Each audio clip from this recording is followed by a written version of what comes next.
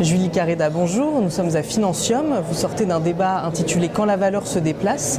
La valeur des entreprises, justement, selon vous, s'est-elle durablement déplacée ? Alors aujourd'hui, on est en train de vivre une mutation qui débute tout juste.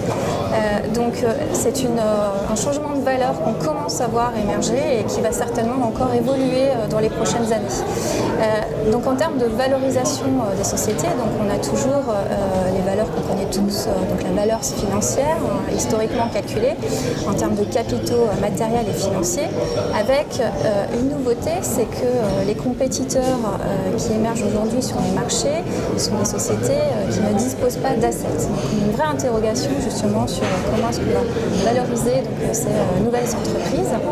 On a aussi la valeur concurrentielle, donc ma marque, ma réputation, et qu'on va plutôt retrouver sur les filières traditionnelles. Et au-delà de ça, on va également s'intéresser sur la capacité de la société à se transformer, puisque aujourd'hui, ce qu'on est en train de vivre, c'est non pas une mutation technologique, mais c'est vraiment une transformation sociétale.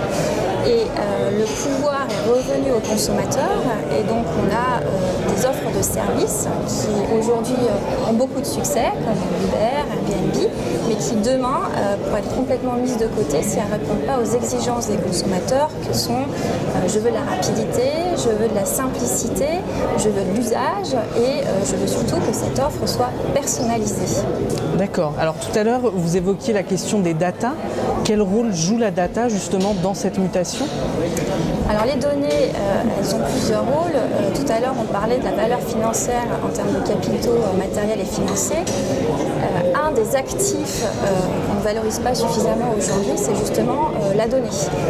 Je prends l'exemple des sociétés qui notamment travaillent dans le B2C, disposent d'une information extrêmement importante de données clients, et cette donnée-là peut être valorisée pour créer de l'upsell, créer de la nouvelle valeur.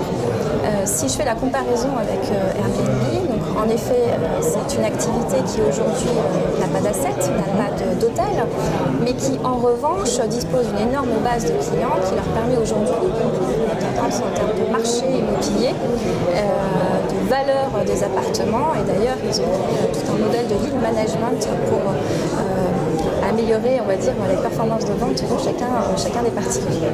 Donc c'est cette valeur-là dans un réseau collaboratif,